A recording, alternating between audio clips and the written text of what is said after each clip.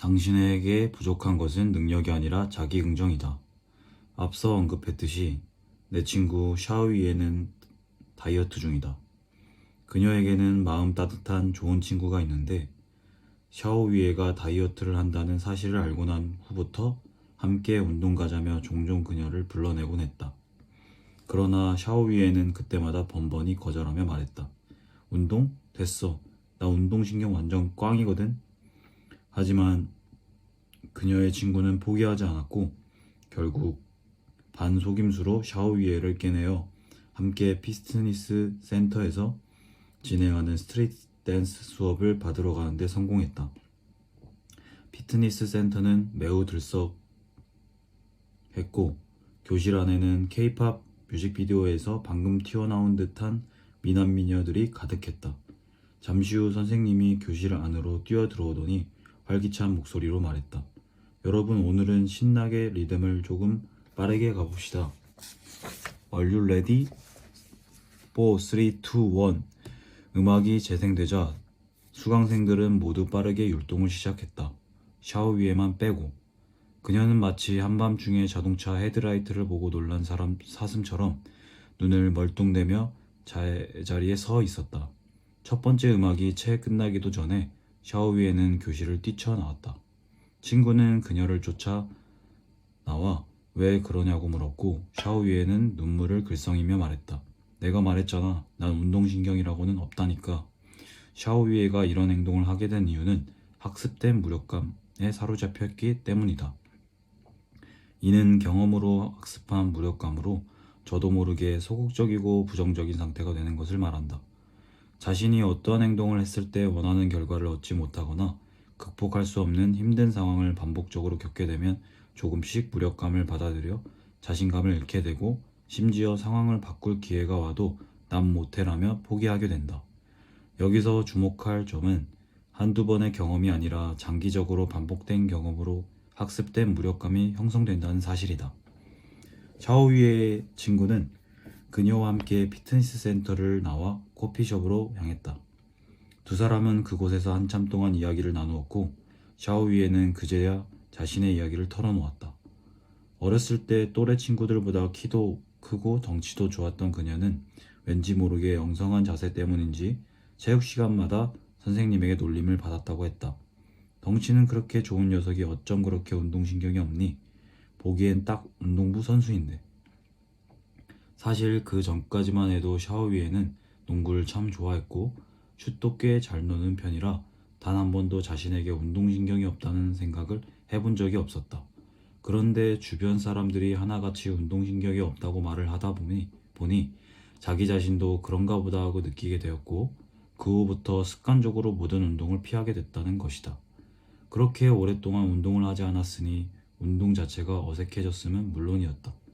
이에 어쩌면 당신은 샤오위에가 너무 쉽게 운동을 포기한 것은 아닐까라고 생각할지도 모른다.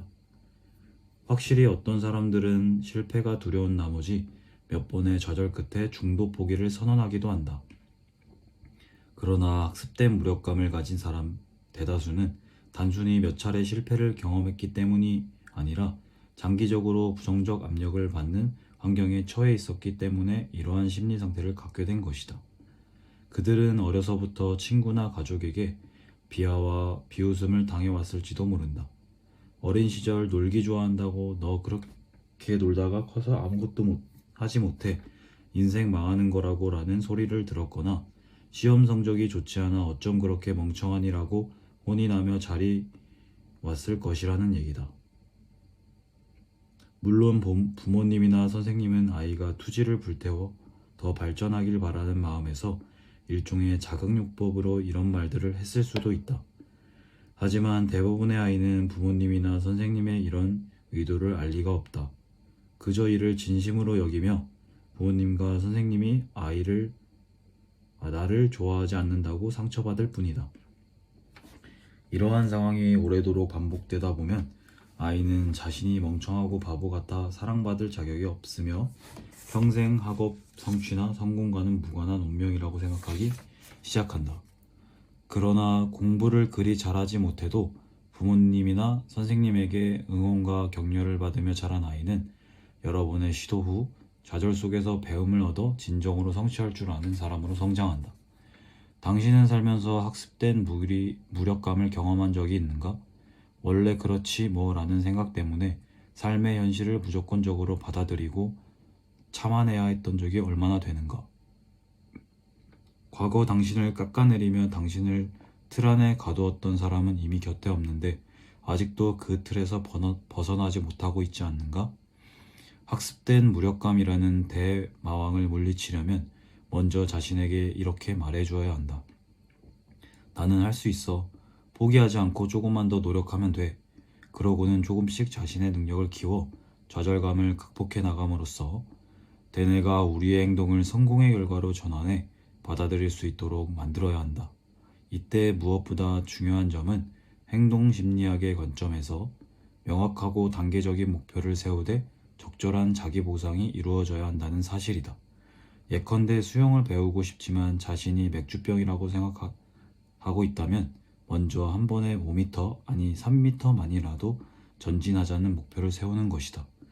그렇게 단계별로 조금씩 앞으로 나아가 25m 앞까지 수영할 수 있게 되면 자신에게 아주 잘했어, 전보다 발전했네 라고 말해주고 약간의 보상을 주어야 한다. 다른 사람이 별것 아니라 생각할지라도 말이다. 이렇게 하다 보면 대뇌가 노력과 보상을 한데 묶어 생각하기 시작하고 스스로도 동기부여할 수 있다. 발전에는 난관이 있다는 사실도 알아야 한다. 신기하게도 우리가 무언가를 학습하거나 자신을 바꾸는 과정 중에는 항상 정체기가 존재하며 심지어 일시적 퇴보를 겪기도 한다.